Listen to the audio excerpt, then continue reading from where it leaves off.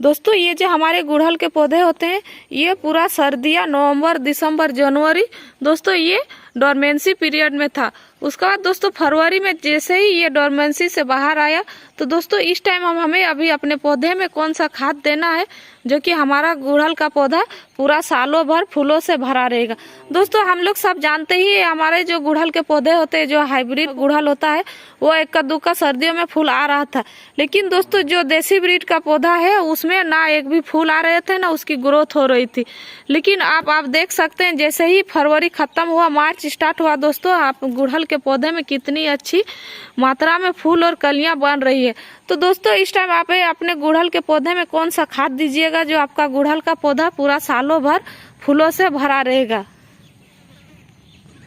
ये जो पौधा आप देख रहे हैं दोस्तों ये जो पौधा मेरा पूरे सर्दियां एकदम डोरमेंसी में था, ना इसमें कुछ पत्तियां थी ना इसका ग्रोथ हो रहा था, ना नई नई ब्रांचें आ रही थी।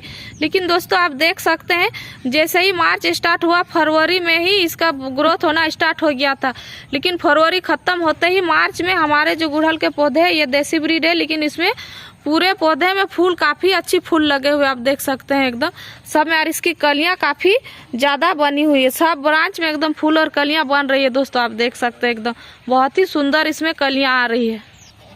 दोस्तों ये गुड़हल का पौधा ही है जो सर्दियों में उतनी अच्छी फ्लावरिंग नहीं करता है, लेकिन जैसे ही गर्मियां स्टार्ट हो जाती है दोस्तों इसमें अगर अच्छी खाद पानी का अगर हम ध्यान रखेंगे तो हमारा जो गुड़हल का पौधा है उसमें बहुत ही अच्छी फ्लावरिंग होती है और इसमें कलियां काफी मात्रा में बनती है। तो दोस्तों ये जो गुड़हल का पौधा है आपको मैं एक घरेलू नुस्खे भी बता देती हूँ, क्योंकि गुड़हल का पौधा में दोस्तों ये हो ही नहीं सकता है जो इसमें जब फूल और कलियां बनती है तो इसमें मिलीबग का अटैक नहीं होता। आप देखिएगा जब भी कलियां बनना स्टार्ट होता है तो आपका पौधा जो उसमें मिलीबग भी लग जाते हैं। तो दोस्तों आज मैं बताऊंगा आपको इस वीडियो में से मिलीबग और कौन सा मिलीबग से छुटकारा पाने के लिए दोस्तों और हम कौन सा खाद देंगे जो हमारे गुड़हल के पौधे में पूरा सालों भर फूल आएगा। तो नमस्ते दोस्तों, मैं हूँ कविता और कविता के बगिया यूट्यूब चैनल में आपका स्वागत है। तो चलिए वीडियो को शुरू करते हैं। दोस्तों गुड़हल में जब भी कलियां बनती है या फिर उसमें फूल खिलते हैं तो उसमें आपको इस तरह से पलट करके देखना है कहीं आपके पत्तियों में मिलीबग तो नहीं लग गया। दोस्तों मिलीबग लगने से क्या होता है हमारे गुड़हल के पौधे में जब भी फूल खिलने लगती है तो उस मिलीबग के कारण से हमारे पौधे में जो कलियां बनती है वो अच्छी से खिल नहीं पाती है, उसमें इस तरह से चिपक के रहती है कि वो फूल जो है खिलने नहीं सकती है। तो दोस्तों इसीलिए हमें खास करके ध्यान देना होता है जब भी हमारे पौधे में कलियां बनती है उसमें नई पत्तियां आती है तो उस टाइम हमें अपने पत्तियों को इस तरह से मुड़ मुड़ के देखना चाहिए ताकि उसमें मिलीबग बन तो नहीं रहे। तो दोस्तों चलिए मैं दिखाती हूँ कौन सा खाद अपने गुड़हल के पौधे में देना है।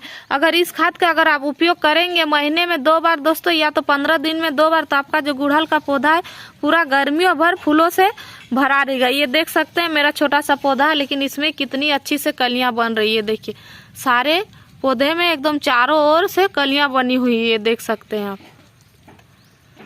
तो दोस्तों सबसे पहले मैं यहाँ बताती हूँ घरेलू उपाय से किस तरह से आप मिलीबग को हटा सकते हैं।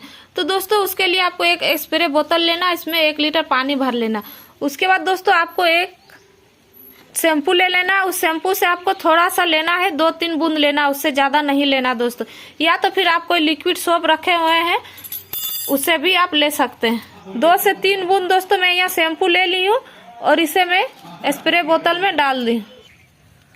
और इस तरह से दोस्तों आपको जितने सारे पौधे उसमें आपको स्प्रे करना है, क्योंकि दोस्तों आपको देखना है कि किसमें मिलीबग लगा हुआ है।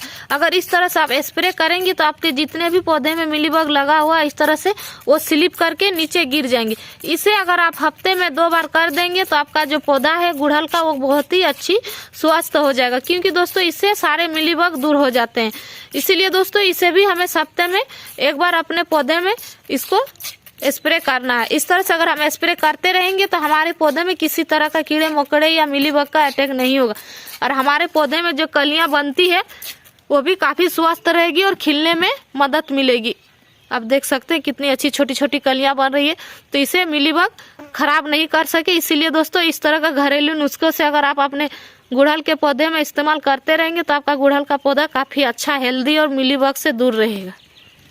क्योंकि दोस्तों अगर हम इस बात का ध्यान नहीं रखेंगे तो हमारे जो गुड़हल के पौधे में कलियां बनती है इस तरह से बहुत सारे कलियां बनती है वो खिल नहीं पाती है और उसमें मिलीबग के कारण वो सूख के गिर जाती है। तो इसीलिए दोस्तों हमें इस बात का ध्यान रखना चाहिए।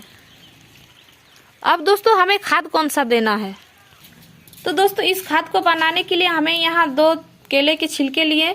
दोस्तों हमें यहाँ ज़्यादा केले के छिलके नहीं लेना है, 1 से 2 केले के छिलके लेना, क्योंकि अगर हम 1 से 2 गमले के लिए बना रहे हैं तो हमें इतना ही केले के छिलके लेना है, इससे ज़्यादा नहीं।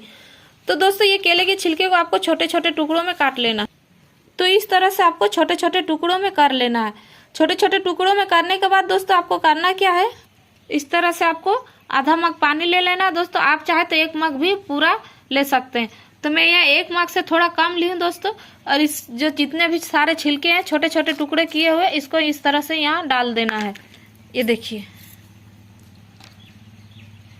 और दोस्तों दूसरा इसमें हम कौन सा चीज मिलाने वाले हैं, तो दोस्तों दूसरा चीज हम यहाँ मिलाने वाले हैं कॉफी पाउडर। तो ये जो कॉफी पाउडर होता है इसमें मैग्नीशियम, पोटेशियम, फास्फोरस पाया जाता है। और तो और दोस्तों इसमें और बहुत सारे ऐसे पोषक तत्व पाए जाते हैं जो हमारे पौधे के लिए बहुत ही लाभकारी होता है। तो दोस्तों इसे भी हमें यहाँ मिला देना है। मिलाने के बाद दोस्तों इसे हम रात भर के लिए छोड़ देते हैं। दोस्तों रात भर के छोड़ने के बाद इसे हम अपने पौधे में यूज कर सकते हैं। ये जो केले और कॉफी पाउडर का खाद है दोस्तों, ये हमारे गुड़हल के पौधे के लिए एक बहुत ही शक्तिशाली खाद है।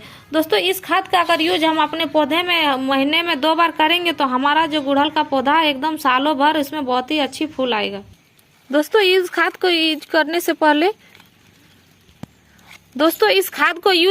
पहले हमें अपने गुड़हल की मिट्टी को हल्की हल्की गुड़ाई कर लेना। इस तरह से ये देखिए बहुत ही सुंदर से गुड़ाई कर लेना है दोस्तों आपको।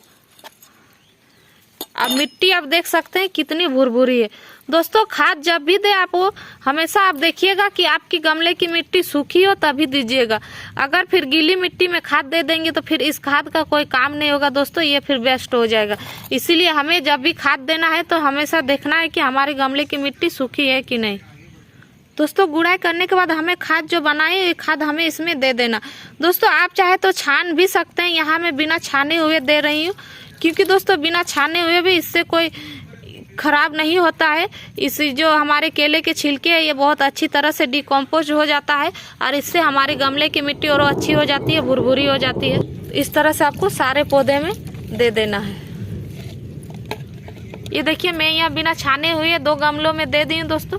आप चाहे तो छान भी सकते हैं, लेकिन इसे हम इसलिए नहीं छान रहे हैं क्योंकि ये जो है मिट्टी में दब जाएगा और उसके बाद ये डिकम्पोस्ट हो जाएगा। तो एक तरह से ये हमारे पौधे में बहुत अच्छी तरह से खाद भी बन जाएगा।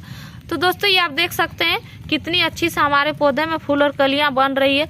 तो इस खाद को अगर आप यूज करेंगे दोस्तों तो आपका जो गुड़हल का पौधा है पूरा सालों भर इसमें फूल आना बंद नहीं होगा। इसीलिए दोस्तों मार्च खत्म होते होते ही आप इस काम को अपने पौधे में कर लीजिए, ताकि अप्रैल का शुरुआत से ही आपका जो गुड़हल के पौधे में अगर फूल नहीं आ रहे हैं तो उसमें बहुत ही जल्दी फूल और कलियां बनना स्टार्ट हो जाएगा। तो दोस्तों मेरे द्वारा दी गई जानकारी अगर आपको अच्छी लगी है तो प्लीज इस वीडियो को लाइक शेयर कमेंट कीजिएगा। और अगर हमारे चैनल में नए हैं तो हमारे चैनल को सब्सक्राइब कर लीजिए। इस वीडियो को पूरा देखने के लिए आपका धन्यवाद। मिलते हैं एक नए वीडियो में। नमस्कार।